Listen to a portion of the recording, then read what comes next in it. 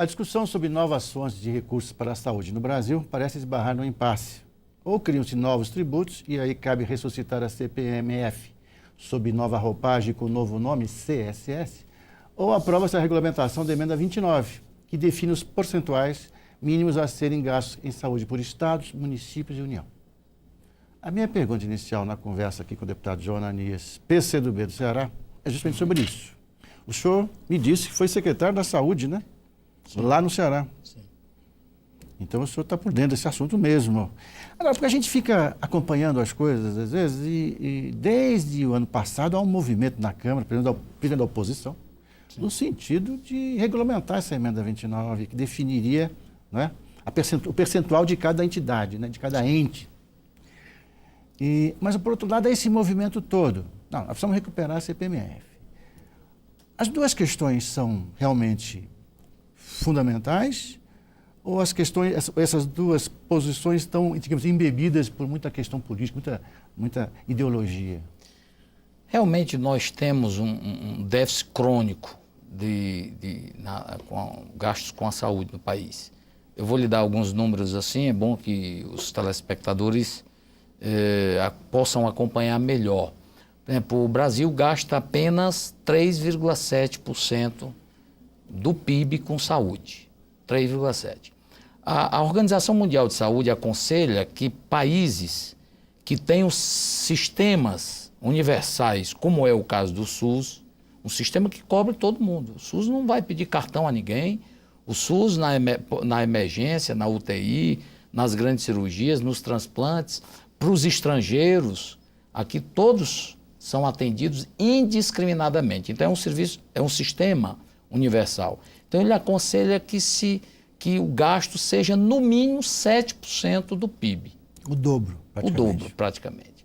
Quer dizer, nós temos comparativamente com alguns países da América do Sul, a Argentina gasta 4,7%, o Uruguai gasta 9%, México quase 5%, Cuba gasta 10%, Estados Unidos 7,5%, mesmo não tendo um sistema universal. Então, é preciso resolver o problema do financiamento do SUS. Quer dizer, um país gigantesco, demandas permanentes, uma crise com alguns focos de forma muito grave, mesmo às vezes sendo focal, emergências, UTIs, cirurgias eletivas, empancadas, filas para exames. Então, é preciso se resolver o problema do financiamento para se resolver essas questões. Paralelo a isso, há uma estimulação da própria mídia junto à população de que ela deve mesmo cobrar saúde enquanto direito. E isso é fundamental, está na Constituição, que é um direito do povo, um dever do poder público. Só que para bancar isso tudo, é preciso aumentar o volume de recursos. Eu fui gestor e senti na pele isso. E o nosso governador lá no meu estado, no Ceará, ele fez um investimento grande com saúde, o governador Cid Gomes. Mas, mesmo assim, é pouco. Eu defendo particularmente, não só como deputado federal, eleito pelo meu estado, mas como militante do SUS, eu defendo os dois. Vou perguntar uma coisa para o senhor. Pois não. O senhor foi secretário da Saúde. Eu ouço dizer que, sob esse guarda-chuva da saúde, muitas despesas são feitas em nome da saúde e não são específicas da saúde. E esse é um dos motivos que diminui os recursos para a própria saúde. Com certeza. Isso acontece? Acontece. De uma maneira significativa ou não? Sim, sem dúvida. É aí a razão da regulamentação da emenda 29. Ah, tá. A emenda 29 depuraria esses gastos. Por exemplo, gastos com inativos, gastos com saneamento básico. Tudo bem que é fundamental, é básico. É um fator causador de doença, a ausência do saneamento, é um fator determinante de doenças. Porém, você incluir um gasto considerável, são obras grandes, obras caras, junto com os procedimentos de saúde, claro que vai consumir, nos estados que são obrigados a gastar constitucionalmente 12% da sua receita bruta com saúde e os municípios 15%, você há de convir que isso vai ocupar um espaço importante. Vai faltar recurso para os procedimentos. Por isso que nós lutamos pela regulamentação da emenda 29, que regularia definitivamente isso. O que é gasto com saúde? Quer dizer, tiraria isso aí. Uhum. Quer dizer que a regulamentação dessa emenda 29, que estabeleceria até, para a União tem que gastar tanto, seria os 5%, 7%, Não. os 7%? Seria isso? Inicialmente, o projeto original previa como os estados são obrigados a gastar 12, os municípios 15, a União 10. Ah, tá. Da receita corrente bruta. É do PIB. Receita corrente bruta. Da receita corrente bruta. Isso é o que estava inicialmente previsto. Se bem, como tramita há 10 anos a emenda 29 entre o Senado e a Câmara, ela já foi profundamente mutilada. Né? Já há... O projeto inicial do senador Tião Viana, ele era talvez o mais completo, que representaria... Ele é médico também, né? Hoje é governador, né? Quer dizer que... E o senhor tem expectativa, já que o senhor está agora na Câmara aqui, o senhor vem aqui trabalhar na Câmara dos Deputados, na área da saúde, defendendo essas questões, o senhor acha que... Como é que o senhor está sentindo? Qual é o seu feeling? Quer dizer, as coisas andam esse ano? Tem chance? Eu acho que o foco não pode ser só o parlamento. Até porque algumas decisões que o parlamento tem que tomar passam também, por exemplo, pela equipe econômica do governo. Eu fiquei muito esperançoso ao ouvir os pronunciamentos da presidenta Dilma. Sim.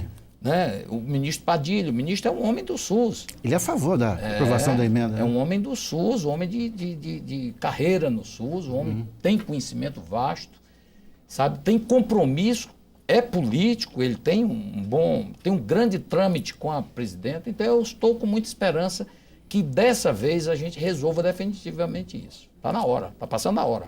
Quer dizer, o Executivo parece ter uma posição favorável à aprovação da emenda, da regulamentação da emenda, né? Isso. Foi o que a presidenta... Inclusive, ela esteve ontem lá no Nordeste. Essa semana esteve no Nordeste. Né? E isso foi debatido. Inclusive, o governador Cid se adiantou e ousadamente propôs, olha, está na hora da gente resolver isso, inclusive com a criação de um novo imposto, já que só a regulamentação não vai garantir os recursos necessários.